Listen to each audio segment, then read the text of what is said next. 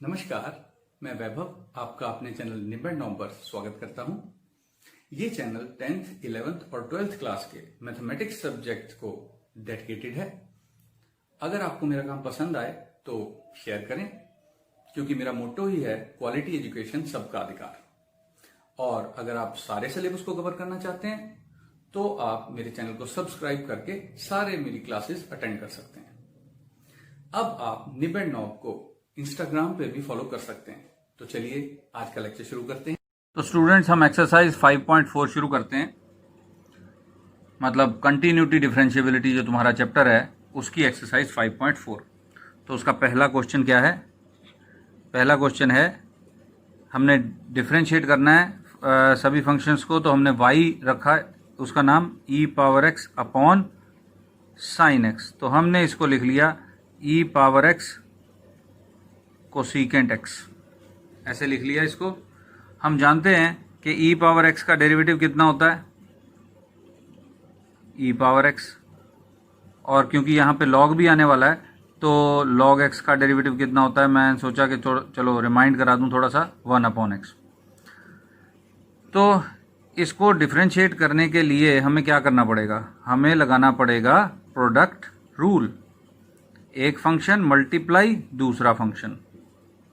तो dy by d x is equal to e power x का derivative e power x cosecant x as it is plus e power x और bracket start, cosecant x का derivative कितना होता है, minus cosecant x cot x।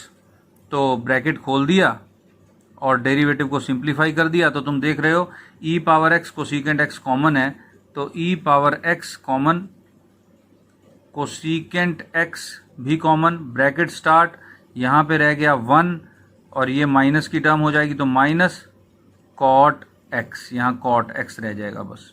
तो question is solved. चलो question number 2 देखते हैं। y is equal to e power sine inverse x। तो डिफरेंशिएट हमने करने के लिए लिखा differentiate with respect to x dy by d x is equal to e power x का डेरिवेटिव पहले तो e पावर x ही रहेगा, तो यानी कि e की power sine inverse x as it is ही आ जाएगा। लेकिन यहाँ e की पावर x नहीं है, e की पावर एक x का फंक्शन है साइन इनवर्स x। तो साइन इनवर्स x का डेरिवेटिव भी आगे मल्टीप्लाई में आएगा चेन रूल के हिसाब से। तो 1 upon 1 minus x square under root, इसको हमने ऐसे लिख दिया e power sine inverse x whole upon 1 minus x square under root. This is the answer. चलो क्वेश्चन नंबर 3 करें। y is equal to e power x power 3। तो differentiate with respect to x dy by d x is equal to e power x cube, तो पहले ही as it is आ गया, फिर x cube का derivative 3x square, तो ये आ गया 3x square E power x cube. This is the answer. तो ये सारे क्वेश्चन स्टूडेंट्स 1 मार्क और 2 मार्क में आ सकते हैं। ये इंपॉर्टेंट क्वेश्चन है, इन्हें अनइम्पॉर्टेंट समझने की गलती मत करना। तो अगला क्वेश्चन है हमारे पास, y is equal to sine of tan inverse e power x।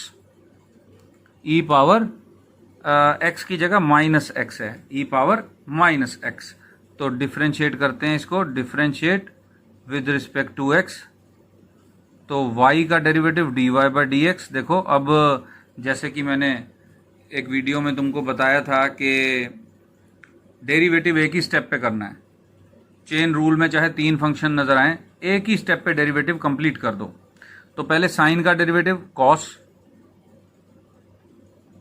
tan inverse e की power minus x multiply tan inverse का डेरिवेटिव 1 अपॉन 1 प्लस इसका स्क्वायर यानी e की power minus 2x multiply e की power minus x का derivative e की power minus x और फिर माइनस एक्स का डेरिवेटिव माइनस 1।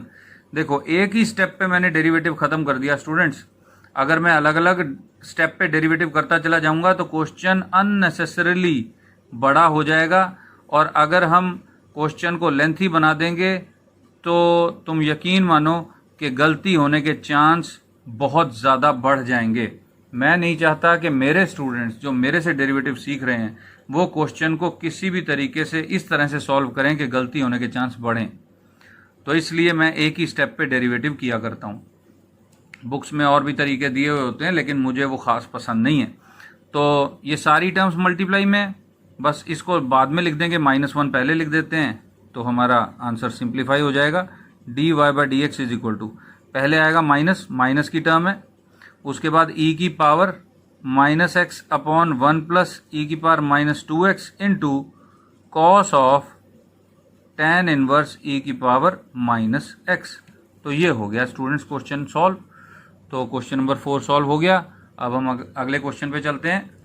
तो ये है students question number 5, y is equal to log of cos of e power x, differentiate with respect to x।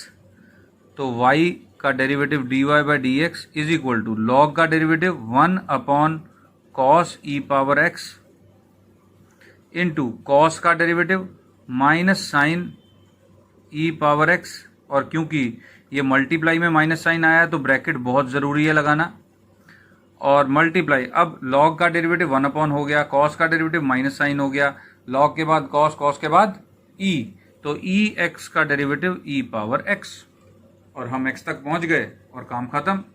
मैंने पहले भी ऐसे ही समझाया था, अब दोबारा कह रहा हूं कि जब हम चेन रूल लगाते हैं, मतलब फंक्शन के अंदर फंक्शन देखते हैं, तो कुछ वैसी स्थिति होती है जैसे कि मान लो तुम्हारा स्कूल है, ये तुम्हारी क्लासरूम यहाँ पर है और यहाँ तुम्हारे स्कूल का गेट है।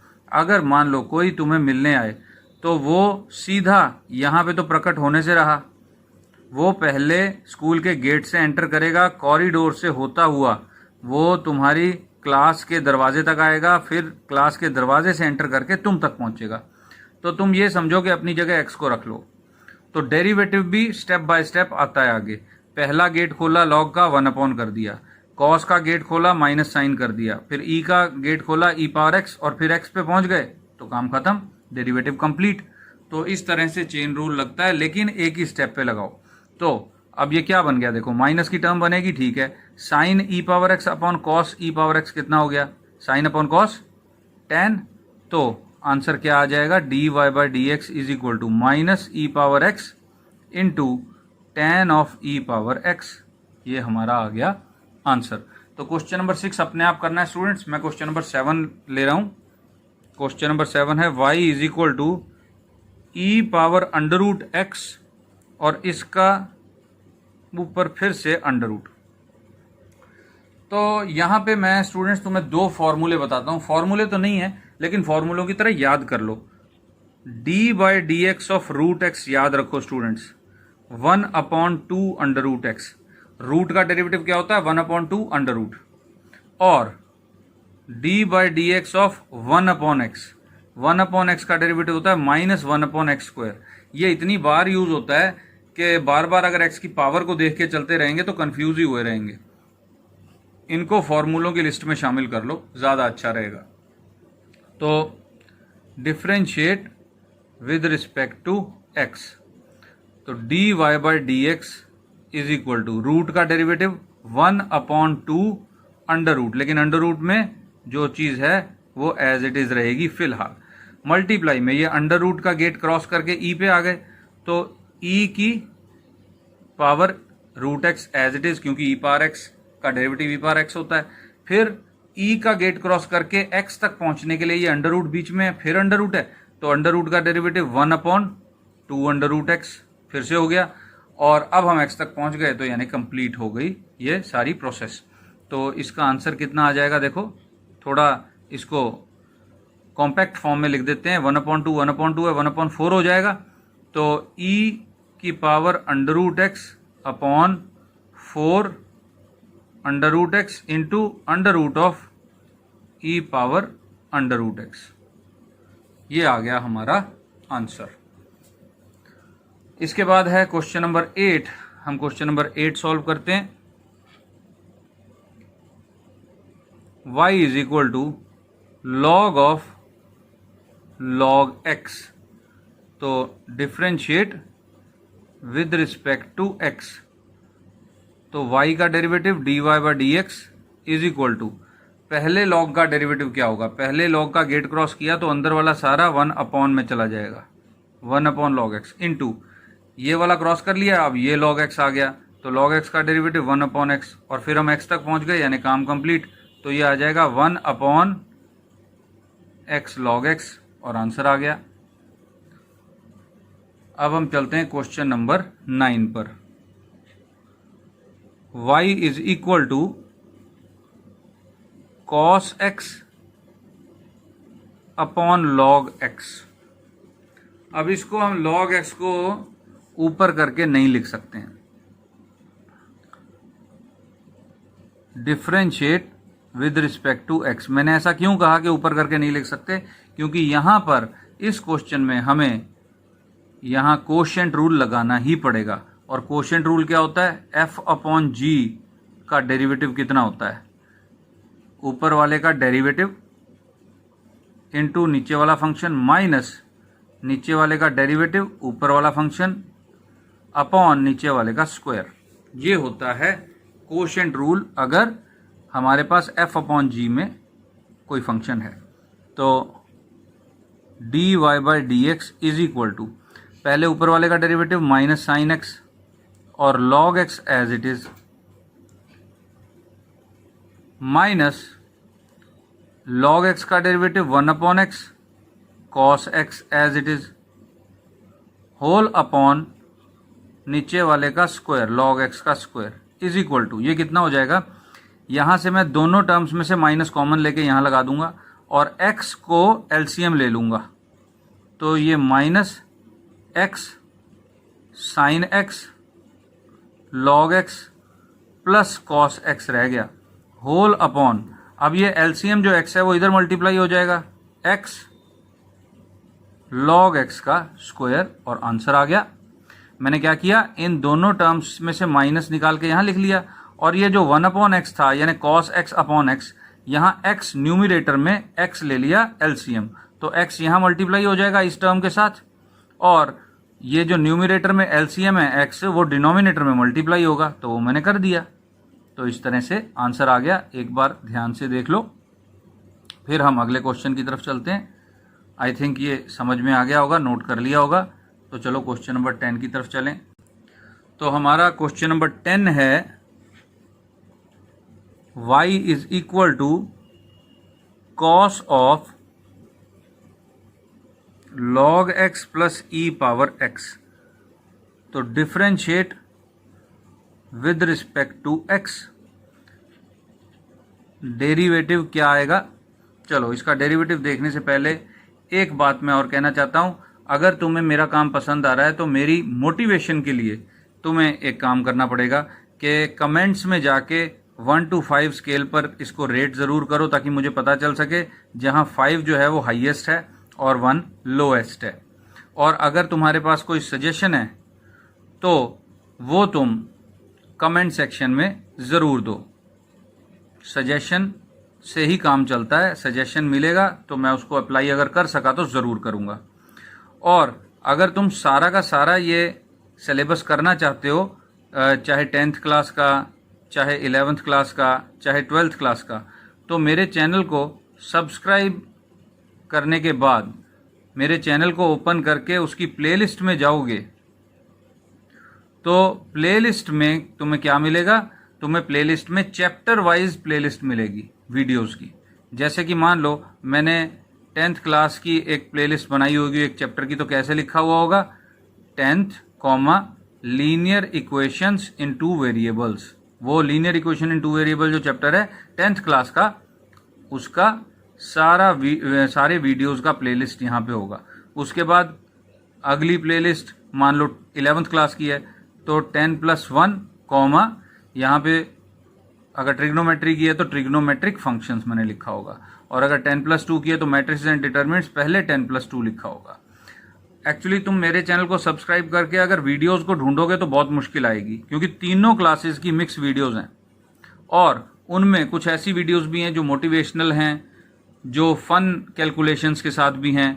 तो तुम्हें क्लास वाइज तो प्लेलिस्ट मिलेगी ही, लेकिन जो फन कैलकुलेशंस की और इंटरेस्टिंग फैक्ट्स की प्लेलिस्ट है वो अलग बनी हुई दिखेगी, और कुछ मोटिवेशनल थॉट्स जो हैं वो अलग तुम्हें प्लेलिस्ट बनी हुई दिखेगी। तो वहाँ पे ढूंढना तुम्हें बहुत आसान हो जाएगा, जाके देखना, तुम्हें पता चलेगा। और शेयर ज़रूर करना स्टूडेंट्स अगर ये पसंद आए तो, क्योंकि मैंने पहले ही बताया है कि हमारा मोटो है क्वालिटी एजुकेशन सबका अधिकार, तो क्वालिटी एजुकेशन सबको मिलनी चाहिए।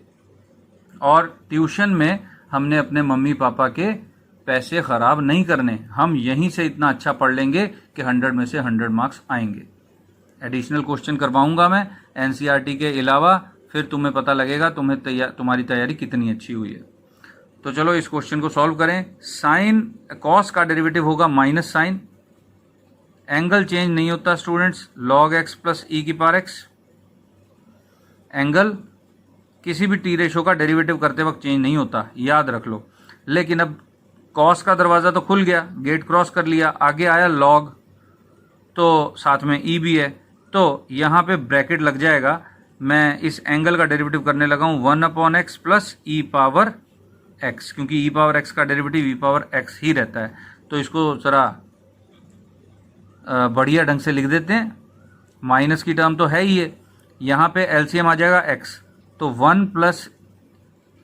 1 plus x E power x upon x into sine of log x plus E x.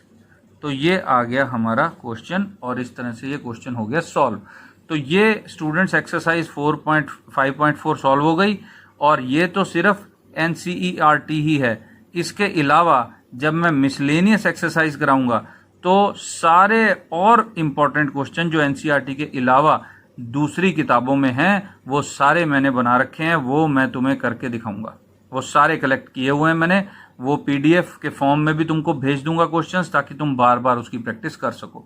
तो डोंट वरी, एनसीईआरटी कंप्लीट करो और फिर एडिशनल क्वेश्चंस मैं जो दूंगा वो करो। तुमको किसी भी और महंगी किताब का बोझ अपने मम्मी पापा पे डालने की ज़रूरत नहीं पड़ेगी, और ना ही तुम्हें ट्यूशन का बोझ डालने की ज़रूरत पड़ेगी। घर बैठे पढ़ो, मम्मी पापा का पैसा बचाओ, और जो पैसा बचे उसको जमा करो या फिर अपनी हेल्थ पे लगाओ।